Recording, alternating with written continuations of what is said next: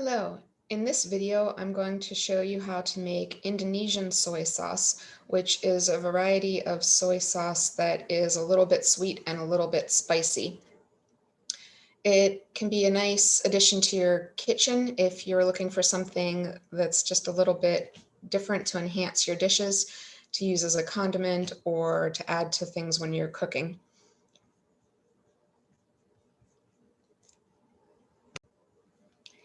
If you would like to make this along with the video today, then you're going to need the following ingredients: a cup of soy sauce, tamari, or liquid aminos, coconut sugar or brown sugar. Coconut is traditional, but if you don't have coconut sugar, you could substitute brown. That would be the closest.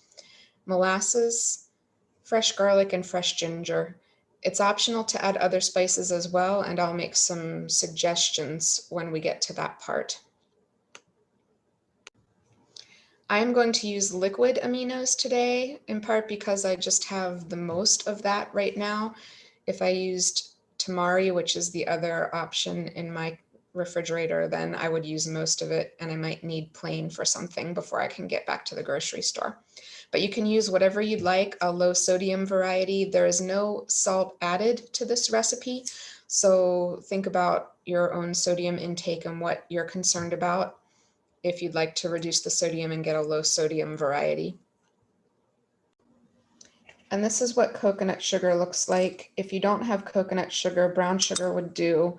It's about the same in darkness, especially if you're using a darker brown sugar. And coconut sugar has a kind of caramel aroma to it. So brown sugar would be closer than plain refined cane sugar. I'm also going to use molasses. You could probably substitute another liquid sweetener like maple syrup or perhaps agave if you'd like. Just know that depending on what you're using, the sweetness can vary a bit. I find that molasses has a richer, earthier flavor to it and aroma. And I also find that agave and maple syrup tend to be just a bit sweeter. So it really depends on what you'd like the flavor to be. This is also a relatively low in sweetness version of this recipe. There are other recipes you might find online or in a cookbook that will call for more sugar than this. I prefer to start out with less sugar. You can always add a little bit more if you'd like to sweeten it more. The sweetener does help to enhance the flavor. That's why it's there. So a little bit is helpful, but if you don't have everything or are trying to keep the sugars reduced, you could even just reduce everything to 1 tablespoon of sweetener total. As long as you get some sweetener in it, it's going to help to enhance the flavor. So as I mentioned at the beginning of the video, this can be used in a variety of ways, and I'll make some suggestions at the end after we've made the Indonesian soy sauce, but it can be used as a condiment in any kind of place where you might usually use soy sauce, or even in some places where you might not normally because it's got some extra flavor to it. You can also use it as a marinade similar to soy sauce, and you can just add it straight to dishes like soups and fried rice and different things if you'd like to have a flavor enhancer.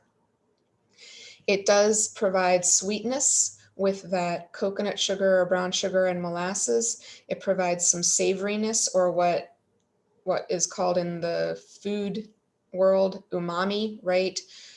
Through the ginger as well as the garlic, and the soy sauce, tamari, or liquid aminos all provide some savoriness or umami to the sauce. And there's also a little bit of heat. Even if the only thing you add is the fresh ginger and you don't go for chilies or any other spicy additions, there's going to be a little bit of heat to it just from the fresh ginger. So you can get your ingredients together. You'll need a cup of soy sauce, 2 tablespoons of coconut sugar or brown sugar, a tablespoon of molasses, 3 cloves of garlic. Just peel them and cut them in half. And you'll need 2 inches, so do take the time to measure it. of ginger, 2 inches, and then just peel it and cut it into 4 pieces. Here are my ginger and garlic cut into pieces. The garlic was pretty large, so I actually cut 1 piece into 6 instead of just 4.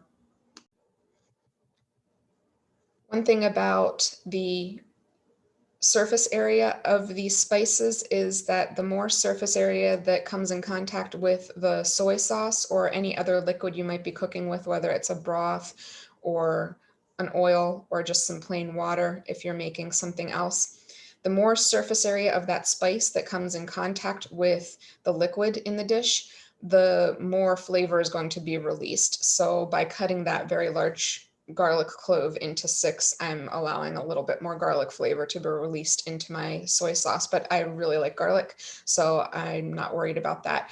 Where you might want to be careful is if you decide to add chilies. If you chop it into very small pieces, you're going to find that it's going to release more heat. So if you don't like a lot of heat, cut your chili into much larger pieces, or even just throw it in whole, because the less surface area is exposed, the less heat you're going to get from that chili. Those are the basic ingredients. Put them together in a small saucepan. You can also add other things. This is something with a lot of different potential variations. I'm going to add a 1/4 teaspoon of black peppercorns and a 1/4 teaspoon of coriander seeds today. The black peppercorns obviously will give it a little more heat, and the coriander seeds have a little bit of a sweetness to them. So there's going to be a little bit of balance between those. And then I'm also going to add 2 red chilies, which I've chopped into fairly decent sized chunks, which I can show you. So you can see that the chilies I've cut into fairly decent sized pieces because this is habanero, so it's pretty hot to start. I have also removed the seeds because the seeds add more heat. You can, of course, leave the seeds if you'd like, especially if you have a pepper that's not as hot and you like some heat. But with a habanero, too many seeds can really cause an issue. So I've removed all except for maybe 1 or 2 that might have stuck to the fruit when I cut it. So I've just put everything in a small saucepan, and now I'm going to put it on the burner and let it simmer for about 10 to 15 minutes. I'm going to cook this on medium low, and I'm not going to cover it, not until it's ready to cool when I've removed it from the heat.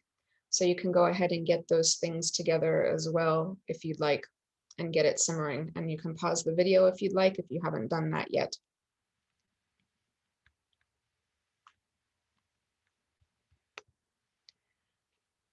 So while my soy sauce is simmering, I am going to just mention a few possibilities.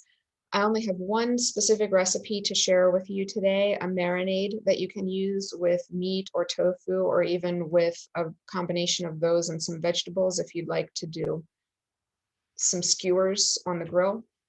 But you can use it as a condiment in place of other things you might normally use, for example, hot sauce or ketchup or something like that. So you can use them on eggs as a drizzle.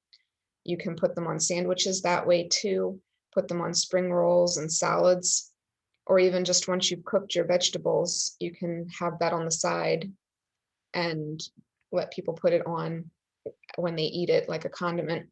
You can also put it in something like soy sauce or in something like fried rice. If you make your own fried rice, the soy sauce is a part of most fried rice, if not all fried rice recipes. So you can just substitute the same amount. Or if you're making your own and not following a recipe, I would say probably 1 to 2 tablespoons per batch. That's about what I like in a batch of fried rice. I've also added it to soups at times because it can add some flavor. Any soup that might need a little bit more richness to it, you can certainly go ahead and do that. So you can get creative with it and look around for recipes, and really anything that calls for a soy sauce, you could substitute this for just something different.